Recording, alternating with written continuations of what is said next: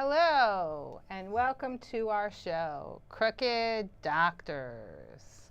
I'm here in this. My name is Lydia Radin. Today is Friday, May 30th, 2014. We're going to have Jason Berg. Oh, there should be Jason Berg calling in. Let's see. Hello. Hey. All right, let me put you through. Hold on. And we got Jason Berg on the phone. Say hello. How you doing, Lydia and folks? It's great to be here on Friday, May 30th, You sound 2014. you sound really good. It's nice to thank you for calling in. I'm using a landline. My cell decided to go someplace. You sound very good. We got a lovely picture of Jason Berg calling in from Jersey City. And as you know, we broadcast live and we stream live. And we've got people in California watching us on their computer, and people in Jersey City watching us, and people who tune in and watch us on their computer from Florida and from Newark, New Jersey. And I have sitting next to me Josh Volinsky. Hi. Hey, Josh. How you doing? How are you doing? Fantastic. Josh Volinsky is also a producer at M&N, and he's a longtime tenant advocate. Yes. And we've been friends for 2-3 years now. Yes. And Josh has helped us with our projects. He's a wonderful resource person, man about town, ocean of wisdom, Yeah. an ocean of wisdom. So if you'd like to call in the show, you can give us a call at 212-245-7273 if you'd like to make a comment or ask a question. And before we jump into things today, what I'm going to do is we've got several missions here at Crooked Doctors. This show is about the Crooked Doctors at the Albert Einstein College of Medicine of Yeshiva University, located in the Bronx. And the main campus is here on the Upper West Side of Manhattan. And the Crooked Doctors at the Albert Einstein College of Medicine of Yeshiva University have been persecuting me, Lydia Radin, for the last over 20 years. This led to the crimes and the Crooked Doctors at Jersey City Medical Center. And this is why Jason Berg is involved, because he lives in Jersey City. He's a longtime activist. He ran as an independent for city council.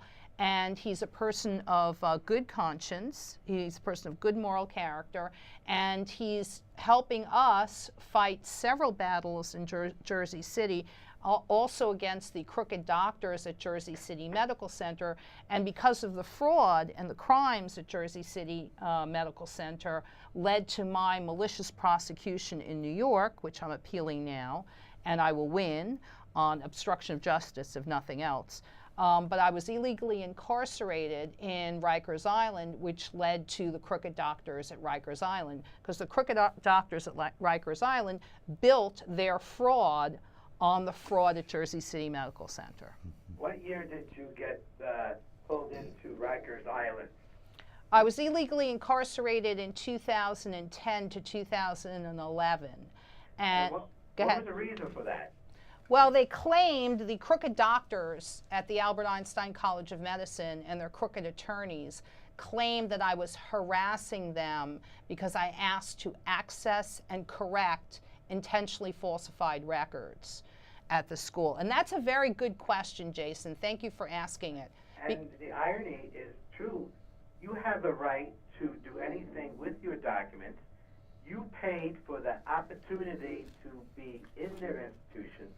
They had the opportunity to be good mentors, but they chose the wrong road. And as a religious institution of the Jewish sect, they're repugnant to every Jew that is living or has lived and died. You know, when I was discussing this with some of the ambassadors in Washington, when I went down to Washington, they said this is Zionist racism. So they corrected me and they said, you know, not all Jewish people are bad, and this is an example of Zionist racism that's run amok and done terrible harm in this world. But let me show you something, because I'm glad you brought this up. I'm going to show you the student records policy. I actually have, and I should bring it with me next time, I actually have my original college bulletin, but this is an exhibit in federal court. Let me just prop this up a little so people can see it. This is an example in federal court right now. And we've got federal judges in the Eastern District of New York.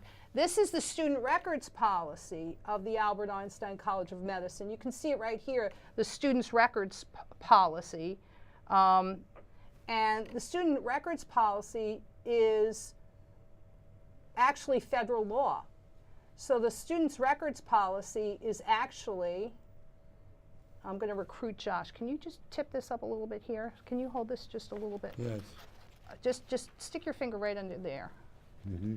Okay, just hold that right there. And I'm going to, yeah. Let me just, okay. So the student records policy, just hold it right there. The student records policy of the College of Medicine is designed, I'm going to read this if you hold, just don't move, okay.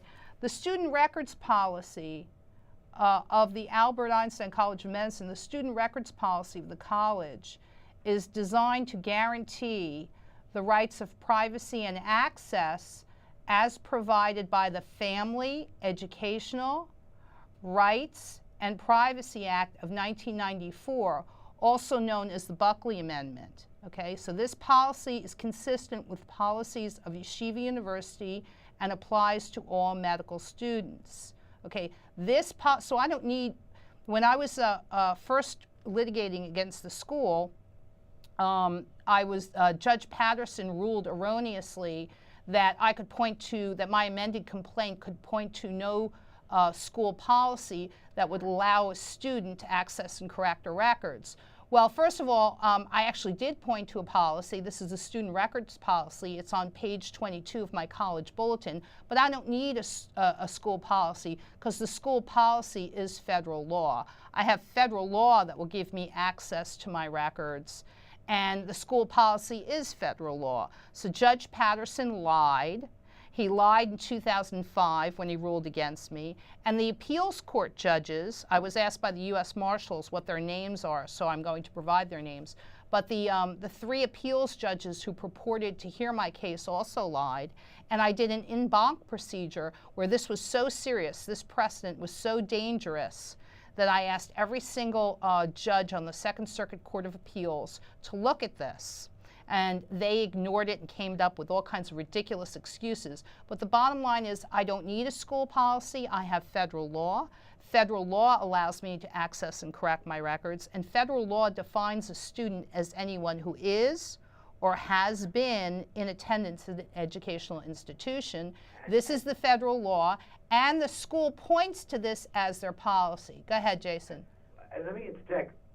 Because of these judges gave their excuses, technically speaking, this is a conspiracy charge against those judges, which can be brought about them at any time because there is a fraud upon the court, and they can be prosecuted on this at a later date.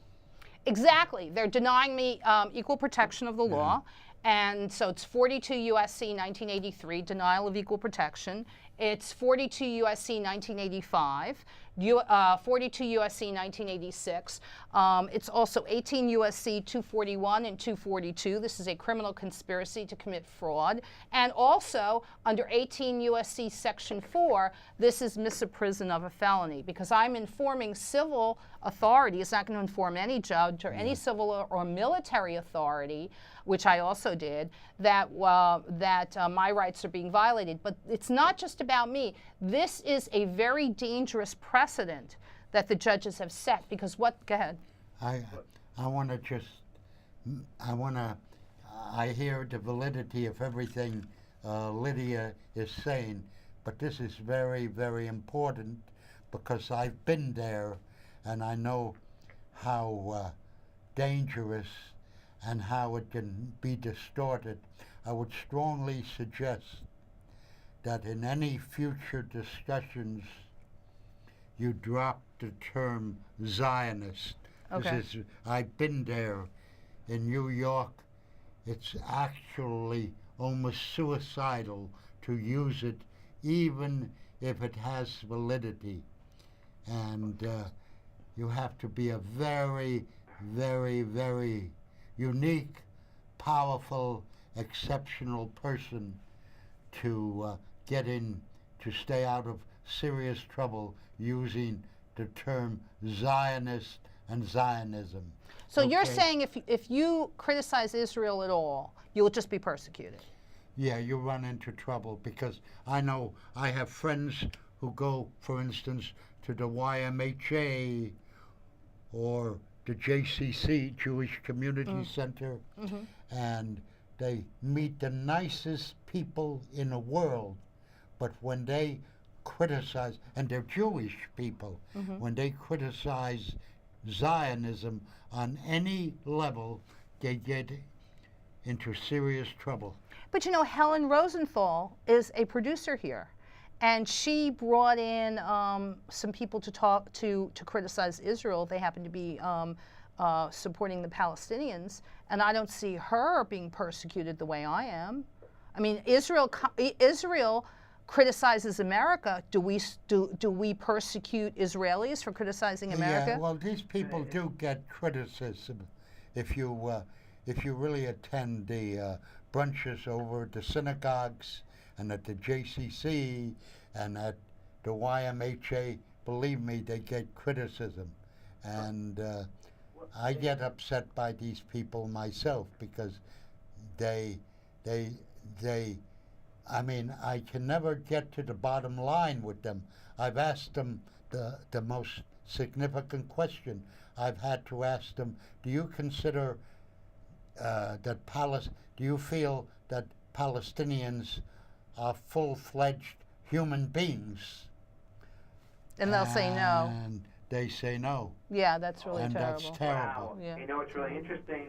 That's what the Nazis said about the Jews during their reign of 13 years of more terror. Yeah, yeah. I mean, that's really an irony, Josh, that they would say.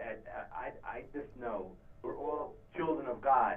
I may not like you for X, but we do have to have a mutual respect for each other. But again, there seems to be a guilt complex that you can't criticize Israel. Now, I'm Jewish, and when you start doing that, people become adamantly angry. And even when you say, how can you do that? And the people who are the anti-Zionists will jump on you, and they go crazy. So there's no happy medium between the two sides.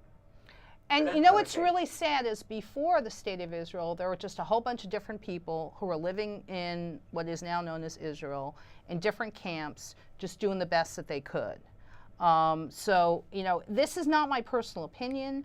There was a white paper that came out in 2006, the Israeli Lobby and U.S. Foreign Policy, and it was written based on the work of Israeli scholars. And what it asked the question, why does America support Israel? And the answer is there is no good reason. There is no good reason other than our political system is manipulated. And I unfortunately stumbled into the next work, which is the Israeli Lobby and U.S. domestic policy, because nobody can answer my questions about why, for example, 30 years ago, Bob Jones University is a big university in the South. The judges fabricated, you may not like them, but the judges wholesale fabricated, made up a reason why they should lose their tax exemption. And they said once a school is found to discriminate, they're uncharitable, and they should lose their tax exemption. Well, wait. In the Diane Persky case, Diane Persky is a conservative Jewish woman, and she was told she wasn't Orthodox enough for this Orthodox school. They destroyed her career. She sued them successfully for discrimination on the basis of religion. So Yeshiva University was found to discriminate on the basis of religion. Josh, do you see anyone taking their tax exemption away? No. No. So why is that? Why is our federal government discriminating on an institutional scale? Now, there's another school, wait, I'll let you jump in just 1 second. There's another school, this was a case, James versus SCS Technical and Business Institute in 1992. The school was found by Judge Rivera in Brooklyn, who happened to be Judge Shack's colleague in the lower civil court in Brooklyn, where I live today. And Judge Rivera found that SCS Technical and Business Institute had deceived this person, Christopher A. James, into entering the school. And he said, once the school deceives someone into enrolling, all bets are off. The student could not make an informed choice because the school lied. So, all bets are off, and all the tuition money is refunded, all the federal student loan money is refunded, all the Pell Grant money and state grant money gets refunded. Well, I don't have to have a judicial finding because, as I've explained exhaustively on this show, on page 364 of my criminal trial transcript, the school stipulated to lying, to making false promises in the admissions process to get me into enroll. So how come the federal government isn't enforcing the law in my case? Well, again, it's Good always question. the system is flawed. Remember, honesty is the best policy, but don't tell that to the politicians.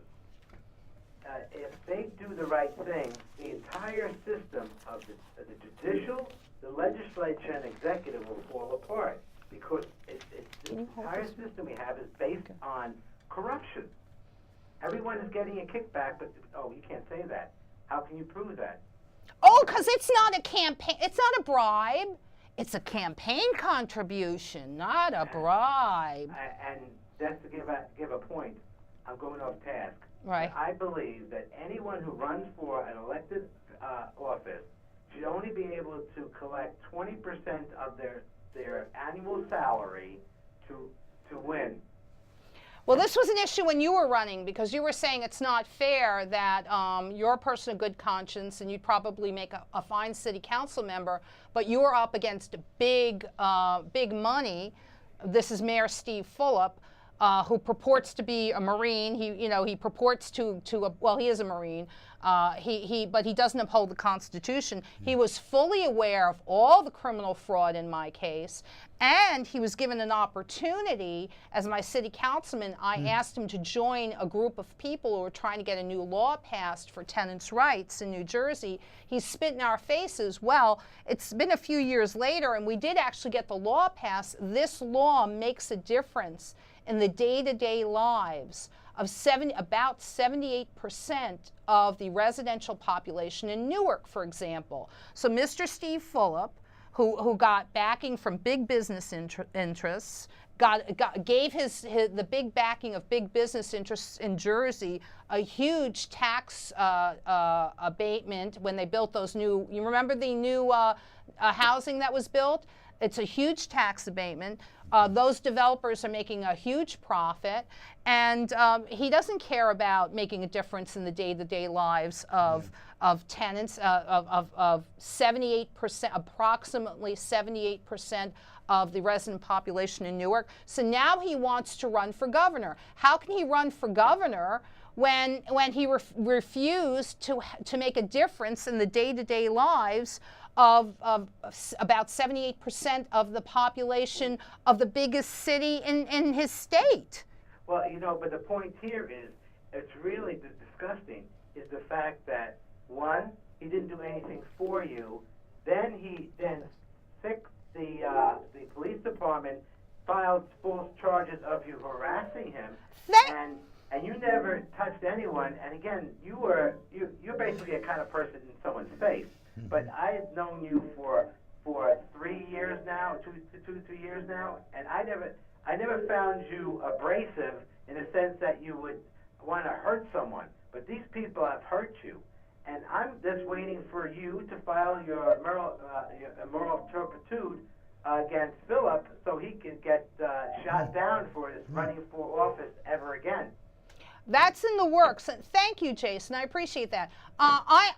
Steve Fulop doesn't like me because I'm telling the truth. He would like to develop a public persona that's based on a lie. This is a Marine. This is a Marine who goes and he spoke at one Marine dinner where he was supposedly helping the Marines raise money. The man's a liar. And Jason knows because when he was running for office, William Doherty used to ask me to come down. Jason got me into a few events. And every time I would come to these public events and start telling the truth about Steve Fulop. And by the way, I've been told by my Jewish friends that it's the mission from God, that part of the special mission of the Jewish people is to bear witness. Yes. Okay, so here I am. I'm a better Jew than Elie Wiesel, with all due respect to Mr. Wiesel. But, Mr. Where there is injustice, we must interfere. I'm like, Mr. Wiesel, interfere at your own medical school. Here's an Orthodox Jewish girl called me for help. It's a shame she ruined her case. That's Marlene Abramova.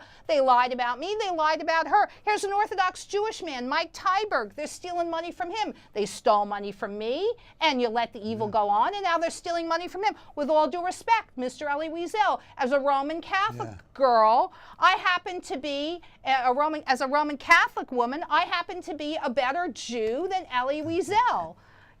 So here I am bearing witness, and Mayor Steve Fulop doesn't like it. So he was fully aware, and he used to lie to the police, he used to make false police reports to try to get me arrested. Yes. Well, There's a lot of evidence of fraud and more fraud. Let's very quickly, hold this for me. So this was the false promise that the school made. Okay, and I've shown this before, but I'm going to show it again. All right, wait, let me just move your finger here. This is page 364 of my. This is page 364 of my criminal trial transcript.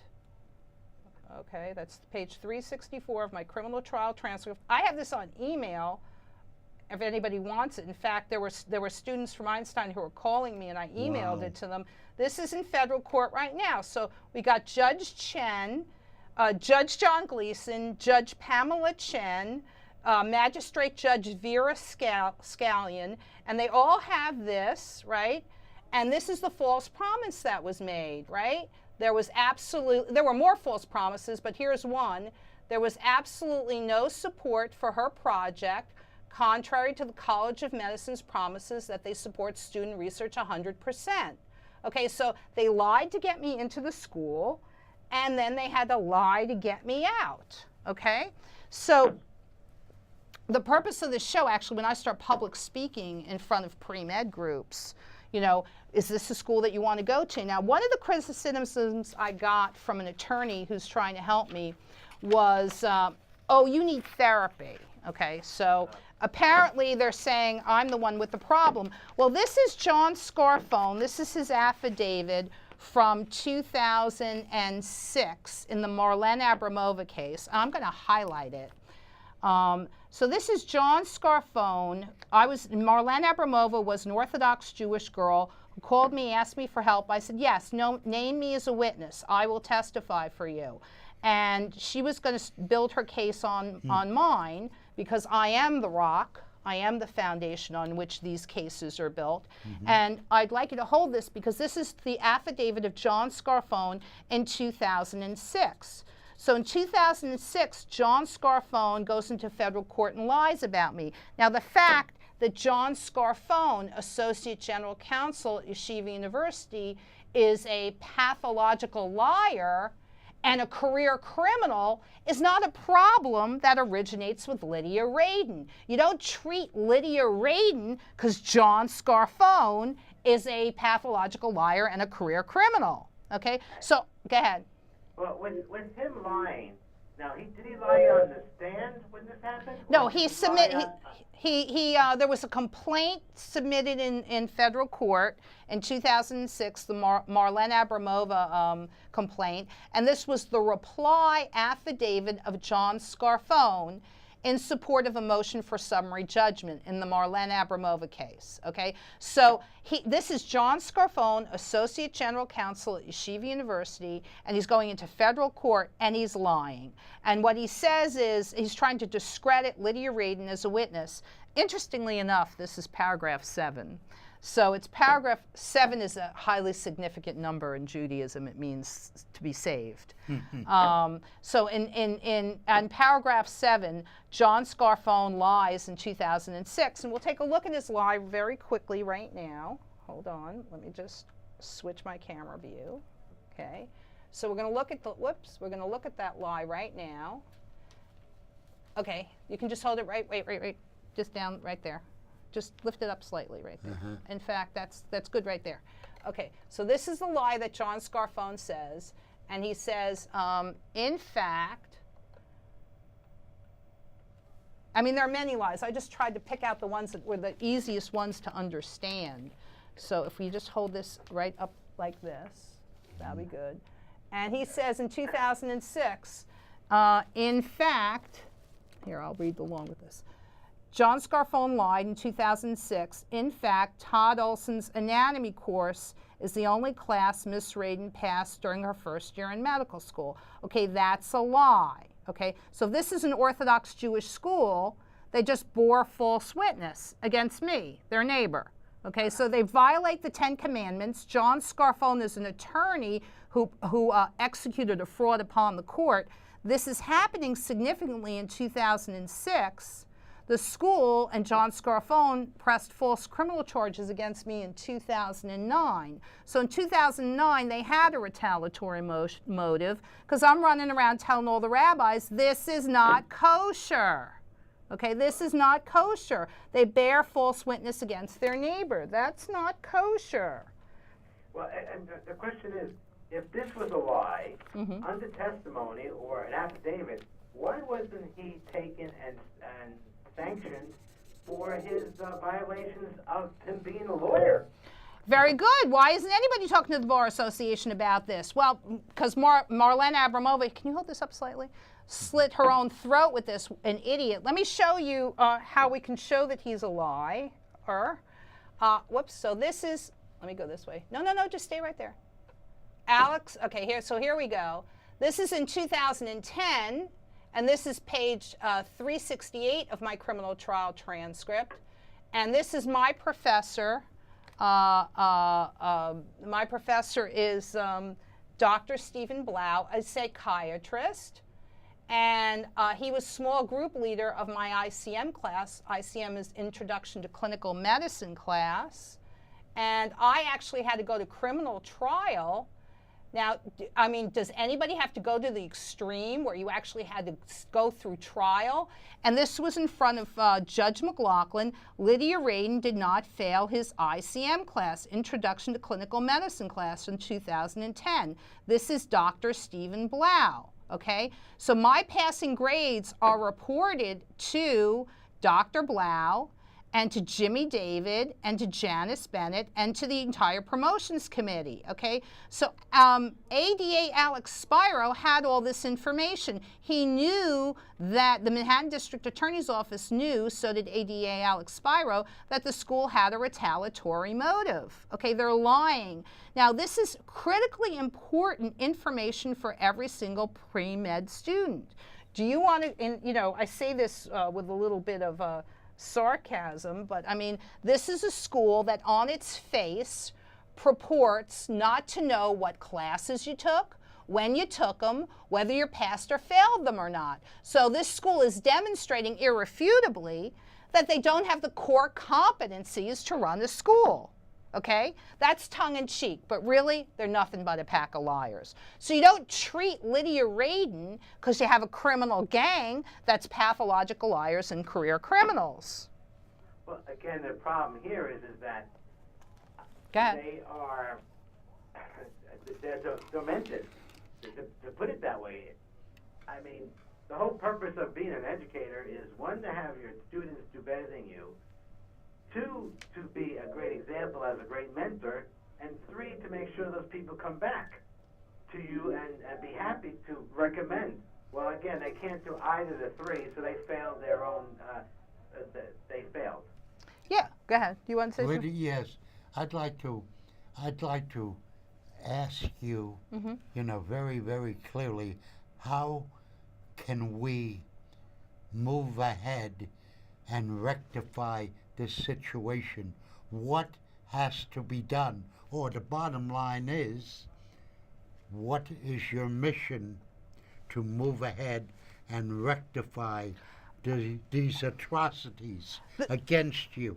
Well, against me, I need my, I need restitution. I need my records. Yeah. I need to correct my records. Here's what they did. Here's how sick this is. Martin, and we're moving ahead now, but basically I need my records, I need to correct my records, I need restitution. These people destroyed my career.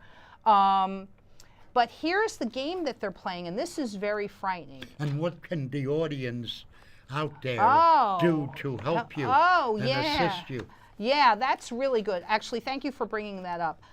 Because right now, this is with Judge Chen, and I'm asking Judge Chen right now. This is Judge Pamela Chen in the Eastern District of New York in federal court.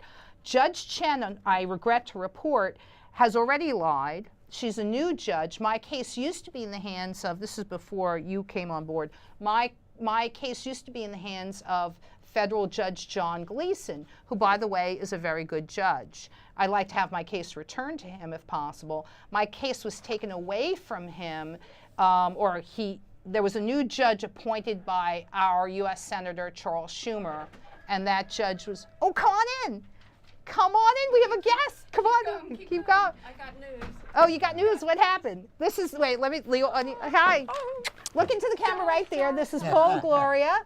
Hello. that's Okay, okay. we have a coalition. What's the news? Tomorrow at 5 o'clock, Okay. we have the conference room, and Joe and I we're protesting the John Jay College of Criminal Justice being the venue for the Left Forum. And so we're going to be talking from 5 p.m. until 8 p.m. right here at Manhattan Neighborhood Network about free speech versus the right to remain silent. Everything you say can and will be held against you, but what people don't realize is there's something called estoppel by acquiescence. If you don't speak up, you've consented. So that's all I wanted to say. Okay, I'll so- leave you to be, because I know okay. you got tons of stuff. Oh, we also got a letter from Shirley Klein Heitler, top administrative judge, and she's passed it down to the top judge at the housing court to look into. Okay, so what God. happens is we formed a coalition. Come down a little so people can see your face. No, come into the light a little. Come into the light. Don't stay in the dark. Okay, come into the light. No, I don't want to go there. No, don't light that candle. We want to be in the dark. Right.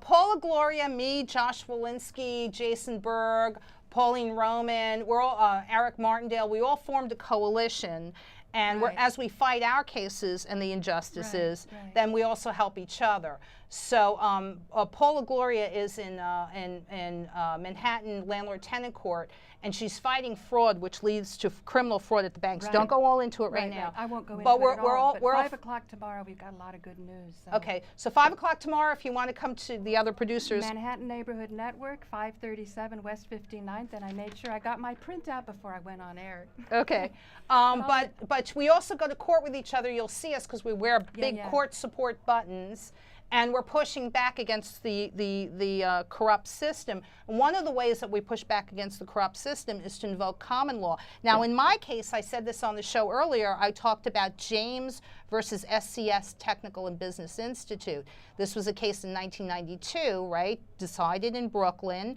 with Judge Rivera, Judge Scheck's colleague in the lower civil court. Well, in that case and in another case, explicitly the judge says, and I gave this to you, I think it was in Pace versus, it was the students versus Andre versus Pace University, where the judge explicitly says that common law and statutory law apply to schools. So whether I argue, that's your cell phone away. So whether I argue common law or whether I argue statutory law, I always win because the facts are always with me. Okay? Right. So, all right. Okay, it's great to be on live TV. That's See you later. the magic of live TV. Yeah, right. Come tomorrow at 5 o'clock. You're welcome anytime, Paula Gloria. Okay, thank you. She'll win her case too. Oh, and we'll show more about Judge Scheck because I saw Judge Scheck yesterday. Got to tell you, he commented on your case. Oh, good. Yeah, I'll tell you what he said. Okay. Judge Scheck, bye. Judge Scheck is a judge in Brooklyn. You'd like him. Oh, you were there. You were. I was there. He's a judge in Brooklyn, and I was taking care of business in Brooklyn with another member of our coalition, and we were holding the authorities' feet to the fire. And interestingly enough, there's a gentleman right now in Brooklyn who's building his case on mine, and he's using some of my exhibits that are already in front of a federal judge. So I'm at the federal level, and he's at the lower state level, and they tried to force him into a court-ordered psychiatric exam. And the judge tried to manipulate him and scare him and used all these manipulative tactics. And I said, no, you have the right to refuse under New York Education Law, Section 6530, subsection 16 and 26, And even though the judge tried to bully him, we went into the forensic psychiatry department run by Kings County in the court and said, no, no, no, he has the right to refuse. And he cited two exhibits in my case. Okay, so they were forced to admit that he had the right to refuse. Everybody should refuse. What do you think? You're going to go into a court-appointed, wait, you're going to go into a court-appointed psychiatric exam and the psychiatrist is going to say what? My God, given the totality of the circumstances, this is the most healthiest, well-adjusted person I've ever met in my life. They don't say that. They can't get paid unless the whole system of allopathic allosteric medicine is the psychiatrist cannot get paid unless they find pathology. So I went with a member of our coalition yesterday, and he's like, no, I have the right to refuse. The judge tried to bully me. They surrounded him with court officers and guns. Wow. They scared him. He said and did whatever he had to do to get out of that dangerous situation. And then I went with him, and we went down to the forensic psychiatry department run by Kings County in the state court. And we said, no, no, no, he has the right to refuse. And he presented some of the exhibits in my case and said, she's in federal court. And I have the right to refuse, and they were forced to admit that, yes, you had the right to refuse. So this is the best pearl of wisdom I can give to our viewing audience. If a judge or anybody tells you you have to talk to a so-called healthcare professional, they're all crooked doctors. Wait, they're crooked doctors, they're crooked mental health professionals, they're crooked social workers, they're crooked psychiatric nurses. Anytime you say you have to talk to them, you say, no, I refuse. They cannot offer any kind of, they can't psychoanalyze silence, and they can offer no opinion without your consent. Do not give consent. And if they give their opinion based on your public statements, you sue the heck out of them for defamation and fraud. Hold it. And wait. Okay, they do not have the right to do that. Now, once we start doing this, all they care about is being able to bill for these services. These services are unwanted and unneeded. So all they do is create this big reason to bill. The judges know better, and the doctors know better. Okay, so if you are in Brooklyn or Manhattan and they try this 7:30 court-ordered psychiatric exam, you say no. And you cite to the Lydia Reid in case you have the right to say no. And also, you have the right not to consent to anything.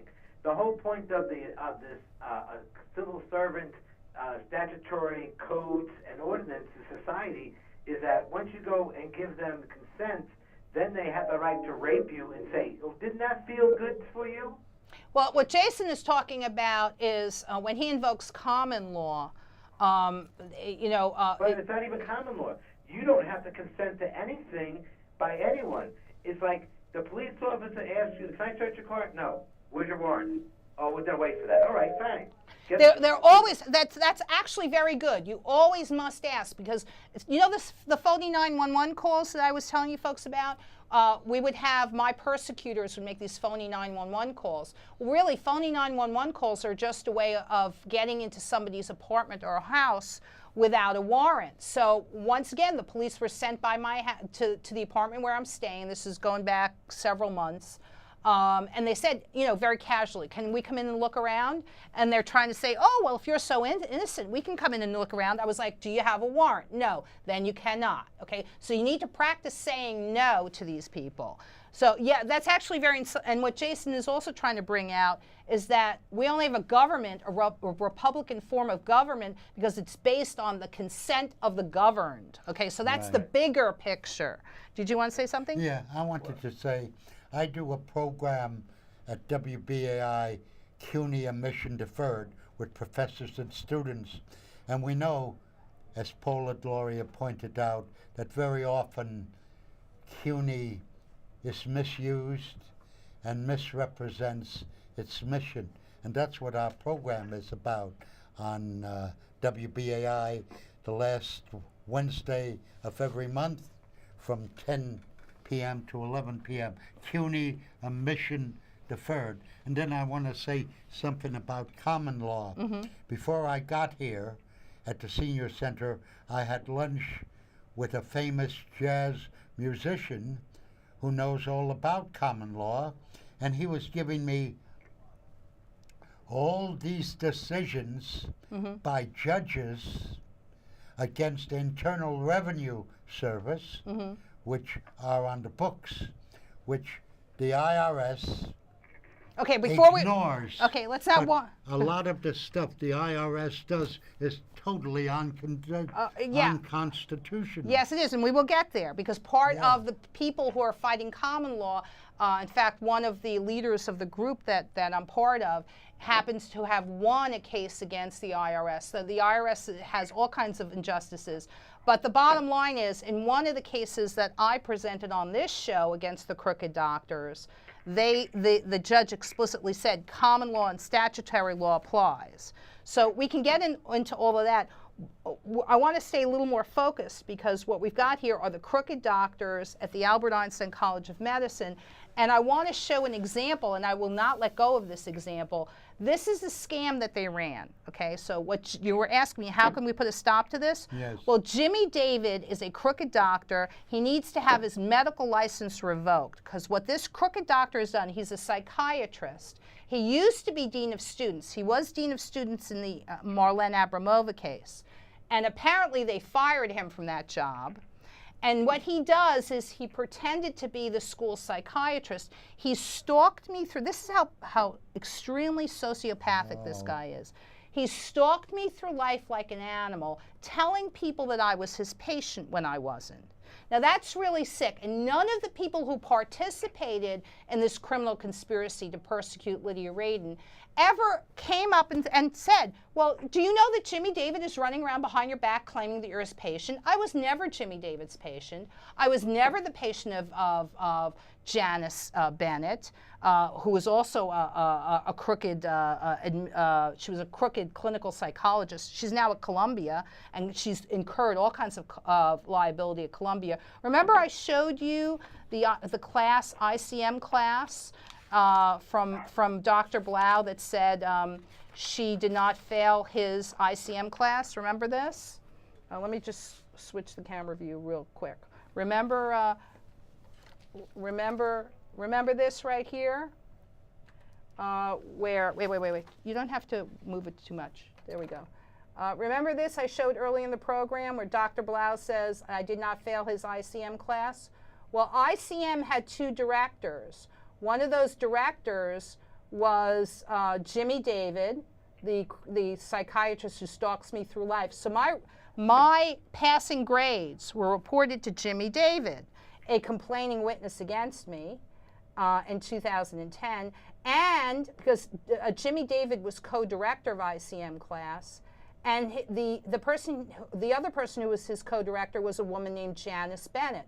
So my passing grades were reported by Dr. Blau to Jimmy David and to Janice Bennett. Okay, so Janice Bennett is now at Columbia University. So when I go to Columbia University and I asked Janice Bennett to be truthful and forthcoming, she lied. Okay, so go ahead. And also, don't you? Isn't there a problem that you can't even go on your own campus that you graduated because they said you did something? Well, when I went to Janice Bennett and said, listen, you were co-director of ICM class, Introduction to Clinical Medicine. In 2006, the school lied and said I failed all these classes. That's not true. So when I go to Janice Bennett, she has a duty, a legal duty to me to be truthful and forthcoming and say, no, you didn't fail that class. She had a moral duty, an ethical duty, and a legal duty to me. So when I went on the Columbia University campus in 2008, 2009, and I go to her place of business, and I say, I'd like to make an appointment to speak with Janice Bennett for about 2 minutes, and I'd like her supervisor to be there. Instead of having a brief 5-minute meeting with me to say, yes, Lydia, I was co-director of this class. This class, Introduction to Clinical Medicine, had 5 subunits, A, B, C, D, E. You passed all of them. Your passing grades were reported to me and to Jimmy David and to the promotions committee. John Scarfone. Now, Janice Bennett is at Columbia University now, so she should not be afraid of retaliation. In fact, Columbia University has a policy, I love this, a policy of not retaliating. They had no problem retaliating against me. So when I go to Janice Bennett and I say, you were the co-director of ICM class, Dr. Blau reported my passing grades to you, the Yeshiva University's attorneys have gone into court and lied. I'm going to you, my professor. Please confirm that I passed these classes. And yes, you're going to have to admit that the attorneys lied. Here's what Janice Bennett does. She runs down to the public safety department at Columbia University and claims I'm harassing her. I'm not harassing her because I have a legitimate purpose in contacting her. Okay? And she has a moral, ethical, and legal duty to be truthful and forthcoming. So now Janice Bennett, by her conduct, has dragged Columbia University into this. And I went to the Vice President of Student Health, which is Samuel Seward, and he's dragged Columbia University into this. Now, what reason does Columbia University have to lie about Lydia Radin? We'll get to that. But what I want to do is talk about very quickly as we go out. This is basically what happened. This is the criminal scheme. So Jimmy David persecutes me through life, claims I'm his patient, I'm not. Janice Bennett claimed I was her patient, I wasn't. All of this started in my medical school when I refused to cheat in anatomy lab. So anytime they try to force contact with a so-called mental health professional, you, viewing audience, say no, because you have no idea the kind of twisted fraud that goes on behind your back. Now, I'd like to add that you can turn around and say, excuse me, are you nuts?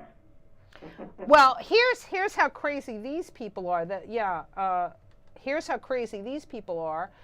This was Exhibit A that I put into the federal court, and you can see that this is what I put in, marked Exhibit A, but this is what was scanned into the documents, into the electronic database in federal court. Well, somebody took off Exhibit A here. This was an exhibit where I was showing how the doctors, the crooked doctors at Rikers Island, were lying.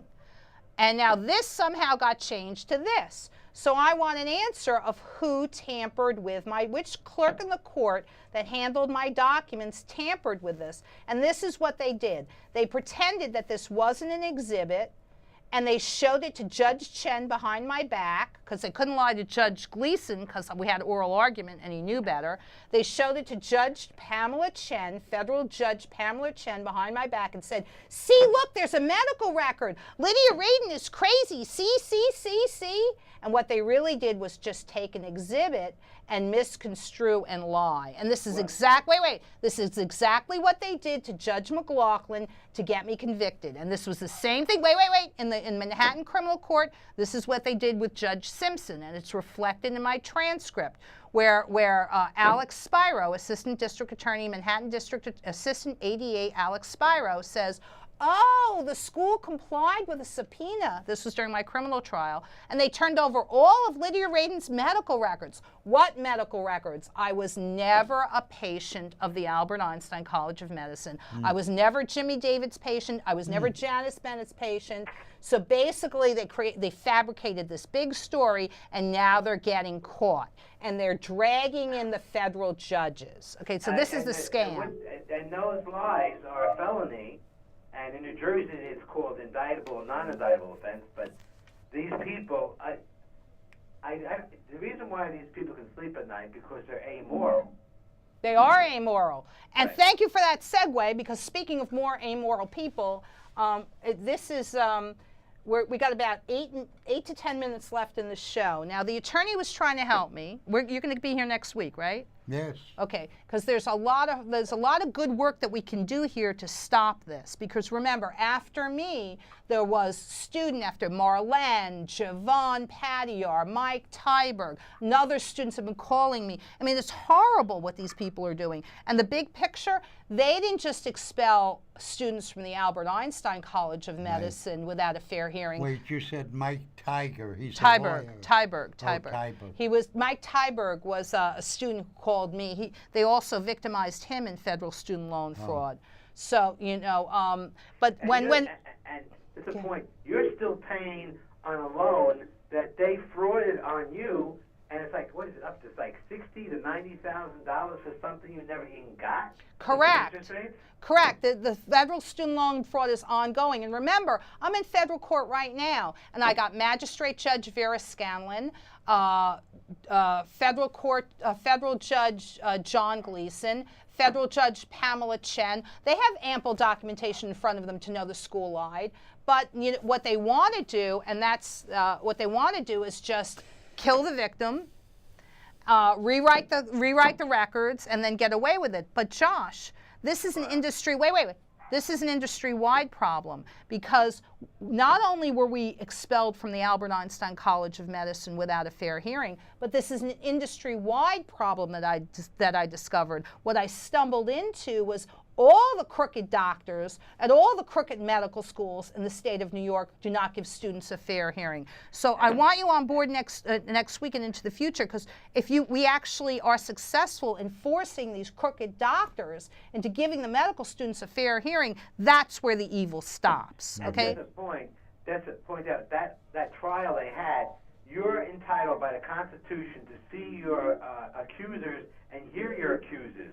They kept you out of the room, which actually was a violation of your Constitution, right? The your Fifth and Sixth Amendments, and going on with that. And this is outrageous, because you cannot supersede the Constitution in any institution. Okay, let me clarify for a minute. I was expelled from the Albert Einstein College of Medicine by not being allowed to be in the room, the meeting room, to hear the arguments against me. And then at criminal trial, there was a point during my criminal trial in 2010, and this is why I'll win my criminal appeal, but I'll win my criminal appeal for other reasons too, like obstruction of justice. They didn't fully comply with the subpoena, but during my criminal trial, I was removed from the courtroom also. And again, this was because I was standing up and saying, no, this is wrong. No, this is illegal. And all of this was just a show trial. We'll get to this in 1 second.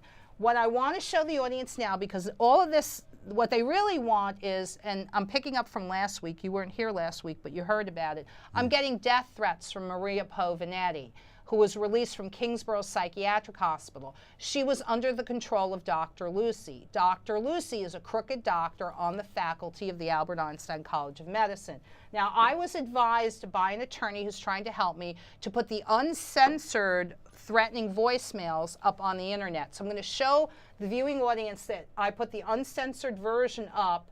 And I also have another threatening voicemail from Maria. I'm not sure we're going to get a chance to play it, but I'm putting this all up on the internet. Okay, so I'm being denied. What would it be under? What would be under? Well, let's look at it right now. Okay, so let's so Lydia, what would it be, so people know what to look for? Well, that's what I'm showing right now.